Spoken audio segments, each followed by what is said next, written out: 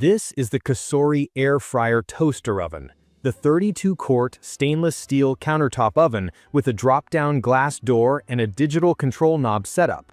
It looks like a compact stainless range, not a plastic gadget, and it feels sturdy when I pull the door open and slide trays in and out. The interior has clear shelf markers stamped along the side walls, which helps me place the rack at the right height for toast, bagels, pizza, air fry, cookies, dehydrate, bake, roast, warm, and ferment. There's an interior light, a strong convection fan, and a removable crumb tray along the bottom. The glass is tempered, the finish is brushed steel, and the footprint sits comfortably on my counter without crowding the outlets.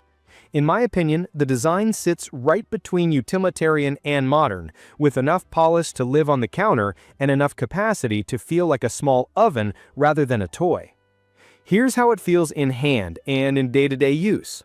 The control panel mixes a simple display with a knob that clicks through modes and temps. I like having a physical knob because I can adjust settings quickly without tapping tiny buttons. The door opens smoothly and stays put, the trays have a satisfying fit, and the wire rack slides without wobbling. The air fry basket is perforated and light enough to grab one-handed with an oven mitt. The accessory set is actually useful. Fry basket, wire rack, food tray, crumb tray, and the rotisserie fork and handle. The 32-quart capacity is legit. Inside, a 13-inch pizza fits flat, and there's space for a whole rotisserie chicken. The interior height helps with tall items like a Dutch oven lid off for proofing or a small casserole dish. From my experience, the sweet spot of this oven is that it replaces multiple appliances without feeling compromised. I live alone and don't always want to fire up a full-size oven, so this handles most of my weekday cooking. It preheats faster than my range, and the convection fan evens out hot spots so cookies bake on the edges and middle at the same pace. Air frying took me a minute to get used to because it's basically high-heat convection with great airflow, so I learned to shake or flip halfway when I want extra crispness. My toast is consistent on both sides, the bagel mode reduces heat on the bottom so the cut side gets that golden finish, and the pizza setting hits a balance of top browning and crust crisping. I've used the ferment setting as a warm proof box for dough, think 80 to 95 degrees gentle heat, which speeds up pizza night when the kitchen is chilly. I've dehydrated apple slices and beef jerky overnight using the low end of the temperature range, and the 0 to 24-hour timer makes that hands-off too. Key features that matter to me are the convection fan, the shelf position guides, the interior light, and the ability to go from 80 degrees F up to 450 degrees F. It's perfect for people who want one box that can toast breakfast, roast dinner, and do snacks without hauling gear in and out of cabinets. The capacity lets me roast 2 sheet pan dinners by using the food tray and air fry basket together, rotating once for even browning. The rotisserie kit is here if I want to try it. The handle helps lift the spit out cleanly. The crumb tray slides out from the front, which makes cleanup easier when I remember to empty it, and the tempered glass door gives me a clear view without opening and dumping heat. The power is 1800 watts on standard 120 volt, and the cable's long enough to reach the outlet without draping across the counter. There are quirks. From my experience, air frying can take a bit longer than a compact basket air fryer because there's more space to heat and the oven usually preheats. Preheat is quick, but it still adds a few minutes. The fan makes some noise, nothing wild, but noticeable on higher settings like a strong bathroom fan. The timer keeps counting even if I open the door, so I learned to factor that in when I'm basting or flipping food. Cleaning takes effort if I let splatters bake on at high heat. The non-stick on the trays isn't magic, it helps, but I still soak them. I keep a silicone mat or parchment on the food tray for messy cokes and avoid anything that blocks airflow in the air fry basket. I don't line the bottom of the oven, and I let the unit cool before wiping the walls with warm soapy water and a soft sponge to protect the coating. If grease splatter happens, a baking soda paste loosens it without scratching. Real-life wins are where this shines. Toast and bagels are set and forget, and I can do 6 slices at once, which helps if friends are over for brunch.